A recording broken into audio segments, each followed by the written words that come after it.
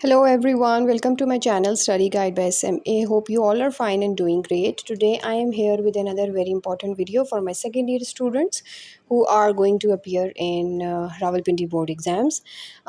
Today's video is about the important questions of Chemistry FSC Part 2 of chapter number 3 and 4. Basically today I am going to tell you about the important questions of chapter number 3rd and 4th, as I've already uploaded a video of chapter number 1 and 2 important questions. ठीक है।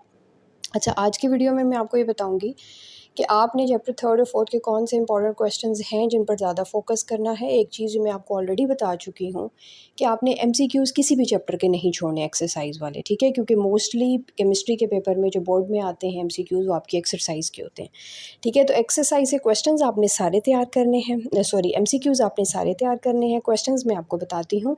3rd chapter जो है ना आपका group 3rd ए और 4th ए के बारे में है। जैसा कि मैंने आपको पहले भी बताया था कि आपका जो इनऑर्गेनिक का पोर्शन है ना उसकी ऑलमोस्ट सीक्वेंस एक है, जो chapter number 2nd, 3rd, 4th और 5th है, ठीक है।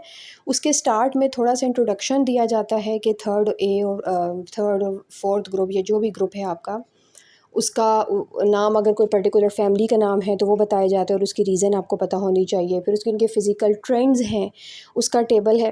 फिर नेक्स्ट पेज पे आप आएँ तो ये वाला टेबल है जिसमें उनके इंपॉर्टेंट मिनरल्स हैं। ये आपने बहुत अच्छी तरह से प्रिपेयर करना है। चैप्टर 2nd में भी मैंने आपको बताया था कि उसमें भी इस तरह का एक टेबल है, इंपॉर्टेंट मिनरल्स हैं फर्स्ट और सेकंड ग्रुप के। इसमें 3rd और 4th ग्रुप के हैं, तो ये आपने बहुत ज़्यादा करना है। जिस तरह से फेल्ड्स्पार है, बोरक्स है, कोलेमेनाइट है, ठीक है, बॉक्साइट है। ये फार्मूलाज बोर्ड में बहुत दफ़ा आ चुके हैं, तो ये दोनों टेबल्स आप अच्छी तरह से प्रिपेयर करें। इसको आपने किसी भी सूरत नहीं छोड़ना, ठीक है। Chapter number 2nd, 3rd, 4th और 5th तमाम चैप्टर्स में आपको ये चीज़ मिलेगी। फिर उसके बाद पेक्यूलियर बिहेवियर है इसमें बोरॉन का। प्रीवियस चैप्टर में मैंने आपको बताया था पेक्यूलियर बिहेवियर लिथियम का, ठीक है। वो आपने, मैंने कहा था, बहुत अच्छे से प्रिपेयर करना। और ब्रिलियम का, ठीक है, ये लॉन्ग में भी आता है, शॉर्ट में भी। शॉर्ट में बाज़ औक़ात आपको कोई कह देते हैं कि जी राइट डाउन 2 और 3 characteristics, peculiar characteristics of this element. Long में आपको ये 5 नंबर का, 4 नंबर का पूरा नोट आ जाता है। लिथियम का बाज़ औक़ात 8 नंबर का पूरा नोट आ जाता है, तो वो आपने ये बहुत अच्छे से प्रिपेयर करना है, ठीक है। फिर उसके बाद बोरॉन का जो है टॉपिक, उसमें बोरक्स और बोरिक एसिड, ये 2 टॉपिक्स हैं, ये दोनों इंपॉर्टेंट हैं। बोरक्स में जिस तरह से आप ये देखें कि how borax can be prepare from colemanite, तो इस तरह से क्वेश्चन आ सकता है कि आप बोरक्स को प्रिपेयर कैसे कर सकते हैं, ठीक है। बोरक्स की प्रिपरेशन, फिर बोरक्स के केमिकल रिएक्शंस, ठीक है, ये दोनों इम्पॉर्टेंट टॉपिक है। इस वजह से इस चैप्टर को आपने बिल्कुल नहीं छोड़ना, इसको आपने बहुत थॉरोली प्रिपेयर करना है, ठीक है। फिर उसके बाद इसी में आगे आप लोग देखें तो बोरक्स जो है उसकी सॉलिबिलिटी की बात हो रही है कि जब उसको आप वाटर में आयोनाइज़ करते हैं तो बोरक्स जो है वो आपको क्या आपका रिजल्टेंट क्या उसमें होता है, ठीक है। तो ये भी क्वेश्चन आ जाता है कि why borax is a weak acid. तो ये जो पॉइंट नंबर 5 है यहाँ पर आप इसको एक्सप्लेन कर सकते हैं, ठीक है। फिर बोरक्स बीट टेस्ट है प्रैक्टिकल पॉइंट ऑफ व्यू से भी और थ्योरेटिकल पॉइंट ऑफ व्यू से भी बहुत इंपॉर्टेंट है। तो ये भी आपको शॉर्ट में आ जाता है कि write down the chemical reaction या what is basically the principle of borax bead test, ठीक है। फिर यूजेस ऑफ बोरक्स, ठीक है, बोरक्स है, यूजेस ऑफ बोरिक एसिड है। ये दोनों भी इस चैप्टर में नहायत इंपॉर्टेंट टॉपिक्स हैं। ये शॉर्ट क्वेश्चन आंसर्स में 2 नंबर का क्वेश्चन आ जाता है, तो ये भी आपने बेटा बहुत अच्छे तरीके से प्रिपेयर करना है, ठीक है जी। फिर आ जाते हैं आपके पास बोरिक एसिड। बोरिक एसिड में आप जैसे पढ़ें फर्स्ट लाइनिंग के there are 4 important boric acids. तो वो जो चारों बोरिक एसिड्स हैं, ऑर्थोबोरिक एसिड, मेटाबोरिक एसिड और पायरोबोरिक एसिड, ठीक है। तो ये सारे जो आपने प्रिपेयर करने हैं बहुत अच्छी तरह से, और ये आपको आ सकता है कि how you are going to prepare pyroboric acid या how metaboric acid is converted into boric acid, ठीक है। तो ऑर्थोबोरिक एसिड, मेटा, टेट्रा और पायरो, इन चारों का जो फार्मूला है, केमिकल फार्मूला और रिएक्शन, ये आपको बहुत अच्छे से प्रिपेयर करना है। आपको पता होना चाहिए कि अगर आपको एक बोरिक एसिड दिया हुआ है तो आप उसको दूसरे में कैसे प्रिपेयर कर सकते हैं, ठीक है। अच्छा जी, फिर उसके बाद नेक्स्ट टॉपिक पे आप आ जाएं तो इसी चैप्टर में बोरिक एसिड की कुछ रिएक्टिविटी है, ठीक है। फिर यूजेस ऑफ बोरिक एसिड है, ठीक है। उससे पहले, यूजेस से पहले अगेन वही बात है कि जी बोरिक एसिड भी एक वीक एसिड है, ठीक है, वीक एसिड है और ये लिमिटेड एक्सटेंट पे होता है। Why boric acid is a weak acid. तो वहाँ पर वही बात है कि आपके पास आपने एक्सप्लेन यही बात करनी है कि वीक एसिड क्या होता है, कि जब आपके पास लिमिटेड आयोनाइजेशन हो, आपके पास नंबर ऑफ़ प्रोटॉन्स बड़े लिमिटेड आ रहे हों। अगर आप देखें तो H3BO3 है, तीन प्रोटॉन्स हैं बोरिक एसिड के पास, लेकिन जब वो आयोनाइज होगा तो वो तीनों के तीनों प्रोटॉन्स नहीं देगा। तो ये उसकी रीज़न आगे रिएक्शन आप देकर देंगे। फिर यूजेस हैं जी बोरिक एसिड के, ये भी बहुत इंपॉर्टेंट है। 2 नंबर का क्वेश्चन आ जाता है अक्सर बातों का, 3 नंबर के भी यूजेस आ जाते हैं आपको लॉन्ग में। तो ये भी यूजेस आपने हर चैप्टर में जो भी दिए हुए हैं, यानी इनऑर्गेनिक में ना एक प्रॉपर सीक्वेंस है, ठीक है, प्रॉपर इंट्रोडक्शन है, देन उसमें आपके पास मिनरल्स के नेम है, देन पेक्यूलियर बिहेवियर है, देन फिजिकल प्रॉपर्टीज़ हैं, यूजेस हैं। तो कुछ चीज़ें तो आपने बिल्कुल नहीं छोड़नी चारों चैप्टर्स में, सेकंड से लेके फिफ्थ तक। एक तो मिनरल्स के नाम, उनके यूजेस, पेक्यूलियर बिहेवियर। इसी तरह ये जो एल्यूमिनियम वाला टॉपिक है ये भी बड़ा अपनी अहमियत रखता है लॉन्ग के लिहाज से, लेकिन शॉर्ट में इसमें से रिलेटेड यूजेस ऑफ एलुमिनियम आ जाते हैं, ठीक है, कि एलुमिनियम के कोई पर्टिकुलर यूजेस हैं अगर, तो वो आप बताएं, ठीक है। या ये जो first question reaction with air, कि ये फर्दर अटैक क्यों, ये ऑक्सीजन के साथ एक लिमिटेड रिएक्शन क्यों शो करता है, कोरोजन क्यों नहीं होती है एलुमिनियम की, तो ये क्वेश्चन भी बहुत आता है।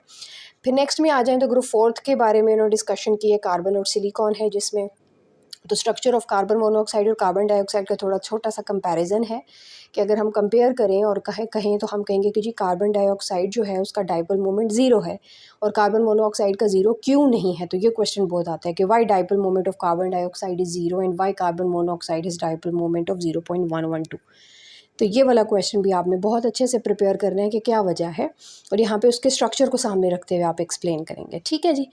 फिर उसके बाद विट्रियस सिलिका, ये क्या होता है, ठीक है, सिलिका की टाइप्स हैं, और उसके बाद यहाँ पर इन्होंने स्पेशली विट्रियस सिलिका के बारे में बताया कि ख़ास किस्म का सिलिका है, उसके कुछ पर्टिकुलर कैरेक्टरिस्टिक्स हैं, ये 7 पॉइंट्स हैं, ठीक है। क्वार्ट्स के बारे में नीचे थोड़ा सा दिया हुआ है, लेकिन उससे ज़्यादा इंपॉर्टेंट ये ऊपर वाला है विट्रियस सिलिका के बारे में, ठीक है।